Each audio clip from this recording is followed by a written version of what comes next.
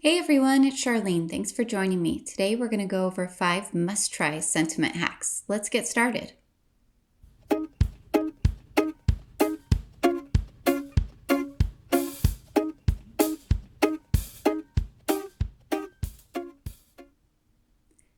First, we're going to start out with a piece of pink cardstock, and I'm going to cut Merry Christmas from it using this large die. The first hack we're going to talk about is heating with ultra thick embossing powder. So here I have some Versamark, some ultra thick embossing powder, and here's a tip for you. If you struggle with large die cuts when you're trying to heat emboss, just take a scrap piece of cardstock, put your large die cut on there with some dot runner or some double-sided tape, and then you can hold it easily. And what you're going to do is you're going to take that Versamark embossing ink and you're going to tamp it down over your die cut. You want to make sure to get that good and covered because you're going to take the ultra thick embossing powder and pour it over the top. Now I like to keep my work surface clean by using a piece of copy paper to do this, but you can use a craft mat, whatever works for you. So just pour over the ultra thick embossing powder, giving a really nice coat. Now this is going to turn out highly glossy and very thick. It looks beautiful. And in fact, you can accomplish the same outcome by using glossy accents, but you don't have to wait for the dry time, which is amazing because if you're anything like me, you've used glossy accents on a big die cut like this before and stuck your finger in it and then ruined all that work and time you spent waiting. Once you have it good and covered, you'll come in with your heat gun and you're just going to wave it back and forth as you melt the embossing powder onto the die cut. Be careful not to get the tip of your heat gun into the embossing powder, otherwise that will make a giant mess. Ask me how I know. There's your second tip for the day. Once you get it all melted, go ahead and give it a second to dry, and look at that. It has all that shine and the glossiness is just gorgeous. And here's the card I put together with it. A lot of fun. So for your second hack, we are going to cut the same die using blue cardstock. And then what we're going to do is we are going to heat emboss half of the sentiment. So what I have there is just some Post-it tape, and I'm just covering over the top half of the die cut. Once you have that nice and straight, just make sure to push down that Post-it tape really well because you don't want any of your embossing ink leaking underneath the Post-it tape. So again, you're just going to take that, tamp it down really thick, make sure you get a nice coating of that embossing ink.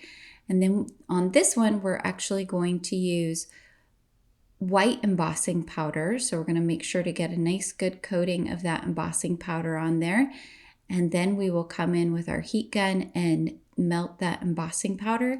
And when we pull off this Post-it tape, it's going to look so cool because you're going to have the blue cardstock on the top, but then on the bottom, you'll have that beautiful melted embossing powder. If you have any little stray bits that are kind of stuck on the bottom edge of your die cut, you can just use your finger to wipe those away. Now we're coming in here and we're going to melt that embossing powder coming along and just give it a moment to dry before you peel off the Post-it tape and you will get a really beautiful outcome. I love how this looks with the white and the blue, and you can see on the finished card I put some blue snowflakes and it really makes it look like there is snow on the bottom of this die cut. It is so pretty. Here's that finished card. Look at that, gorgeous. And the embossing powder I used on that had some sparkles in it, which was fun. So for our third hack, we are going to take some double-sided adhesive here and we are going to cut our sentiment and our shadow layer from paper strips. So I've just cut these down to about 1/8 of an inch and I'm going to go along. I'm going to use a little bit of that release paper on the bottom there so I don't get my fingers stuck in the double-sided adhesive. You also can use double-sided tape to create this same effect, pretty much anything with a sticky surface, and it comes out perfect. In fact, this double-sided adhesive is a little bit tricky to work with because it is very, very thin. We're going to come in and do alternating colors. I usually recommend sticking with about 3 to 5 different color sheets because otherwise you're not going to get the same effect. If you have too many, then you miss the pattern and it doesn't look quite as nice, at least in my opinion. So here I am doing a light blue, kind of a medium blue, and then a tealish green blue. I think it has a really nice effect, and I'm going to use those colors later on in my cards for the background panel layer. So it will pull that color from the strips and kind of create a cohesive look to our card. So this is a little bit time consuming, but it really does make your sentiment pop when you're done, and that can be the whole focal point of your card. So once you get all of your strips down, I recommend taking a bone folder and just making sure it is really well adhered to the adhesive. And then we can remove that last little bit of release paper and make sure to push down all of those remaining strips. Once we have that down really well, we are going to come in with our die cutting machine, and I'm going to cut both the sentiment and the shadow layer from this piece. So we're going to get 2-for-1 cards here, you're going to see. So coming in, I'm using the big SCRIPTY Hugs die from Simon Says Stamp, and there is a shadow layer with that. I love the look you get using both, so it's fun that you get this 2-for-1 technique here. So coming in, you are going to want to layer these sentiments up with some white cardstock underneath, and I'm going to do 3 layers of the Hugs die cut in plain white, and I'm going to put that on top of the shadow layer that's cut from the paper strips. And then for the other card, I am going to use 2 layers of plain white cardstock, and I'm just using Neenah 110-pound cardstock here. And then I'm going to put the die cut Hugs from the paper strips on the top there. So here you can see I'm adhering the white die cut of the Hugs sentiment onto the shadow layer. And look at that. Doesn't that look awesome? I love how that looks. It just really makes that pop. And then for the second one, here's a little tip. If you have trouble getting your release paper off of the back of the double-sided adhesive, just cover the front with some Post-it tape or some other kind of low-tack tape, mint tape, purple tape, whatever you have.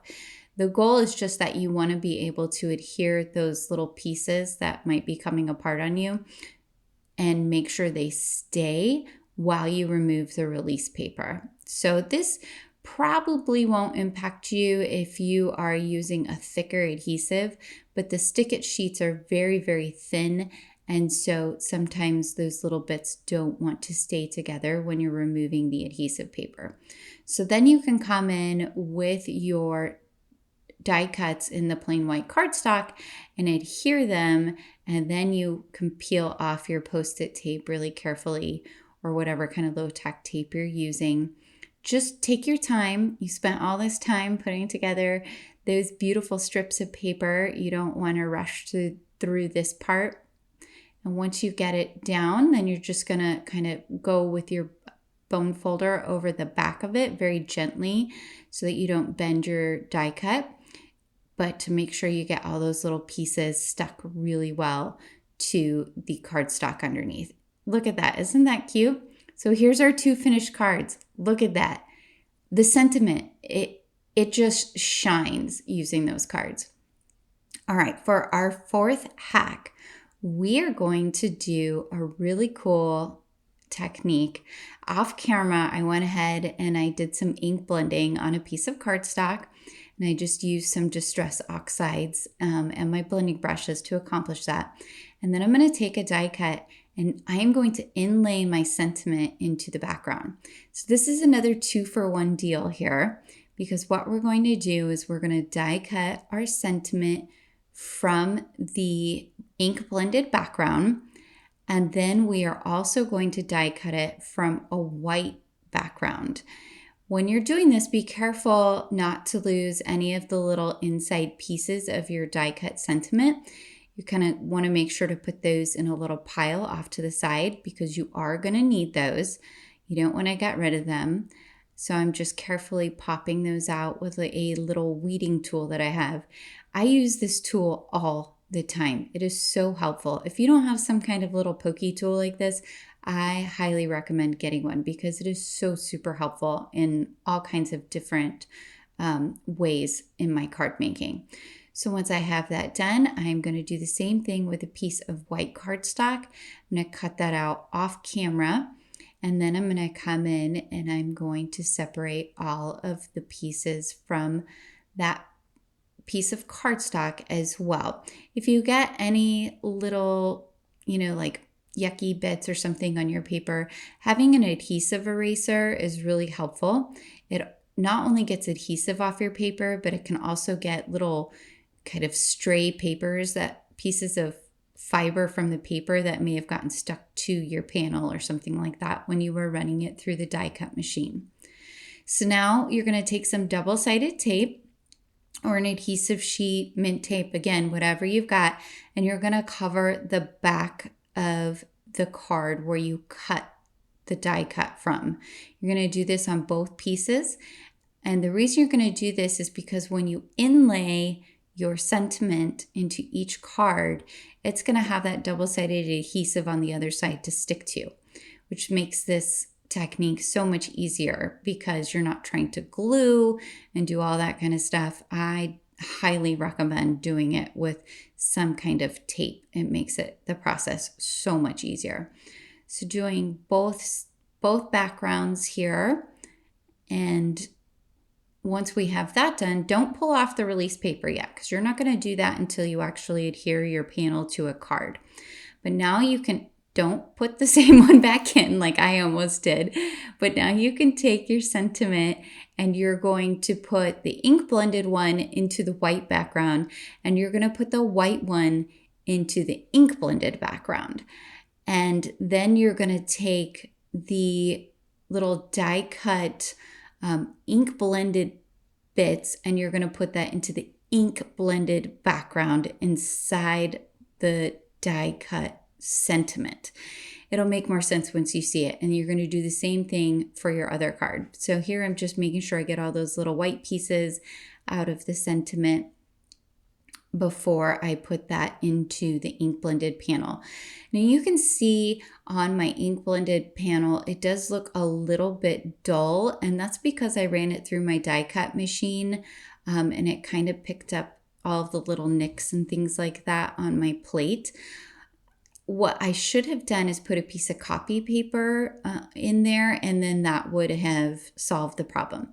But where there's a will, there is a way. And so if you have any microglaze and you use that on your ink blended background, it will pretty much take away any of those little dull spots. You're going to see when I show you the finished cards here in just a minute that you can't even tell because I did use microglaze on there, and it actually makes it look even more shiny, and it makes it so that your panel can't, it's safe from getting wet or anything like that. It's not going to mess with the distress oxides.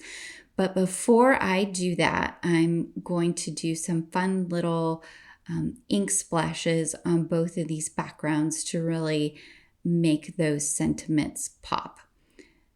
Now, once I have all of those little bits in there, look how cool that looks. I love this so much. And again, you can come in with your bone folder, and that's just to make sure that the inlay is good and adhered to the double-sided tape that you have on the back of the panel. Always flip it over when you do this because you don't want your bone folder to accidentally pick up like an edge of one of those little inlaid pieces and make it pop out. So here I'm just using a fan brush with some water, and I'm just flicking it by hitting it on the back of my index finger, and then I'm going to let it dry, and it's going to create a beautiful effect. And here I'm just using the same 3 colors of Distress Oxide, and I'm going to go through and I'm going to splash those onto the white background. I don't know if you guys remember like Lisa Frank, but I used to love Lisa Frank when I was little. And this background kind of reminds me of something Lisa Frank would do. I don't know, it's got the purples and the splashes everywhere. I feel like this should be sort of on a Trapper Keeper or something. So that's all I could think about as I was making this panel. And it made me smile. I thought maybe I should add a kitten or something on there. But anyway, once you get all of that down, you're just going to let your panels dry. And then once they're nice and dry, you can come in with the microglaze. And look at that. There's those two cards. I just added a little sentiment strip on there and a border, and they are gorgeous. You also could go in and add some sequins or something like that. I just hadn't done that at this point. So, fifth hack. Cut your sentiment from masking paper and then ink blend over it. This is a really cool look. And you don't see this very often, and I think it's because it's just a little bit tedious to remove the backing from the masking paper, or the backing of the masking paper from your die cut sentiment. So keep that in mind when you're picking out the die cut sentiment that you want to use. You're going to want to use something that probably has a little bit thicker lines, so that way it's easier to remove the backing of the masking paper. And you could also do this with mint tape. I've seen people cut from mint tape and use that for masking. So if you have that, definitely give this a try. Now what I have done is I have just stuck a ruler over the top of my card panel, so that way I can line up the top. I am going to cut this down, but I felt like I wanted to try and make it as straight as I could, just in case I decided to use the whole panel. So coming in and find the center, always find the center, put that down, and then you can lightly go over the rest, and it sort of just falls into place as long as you have smoothed out that paper really well. Again, flip it over and use a bone folder to make sure that masking paper is really well adhered to your cardstock. This is really important because you don't want it peeling up while you are ink blending over the top of it.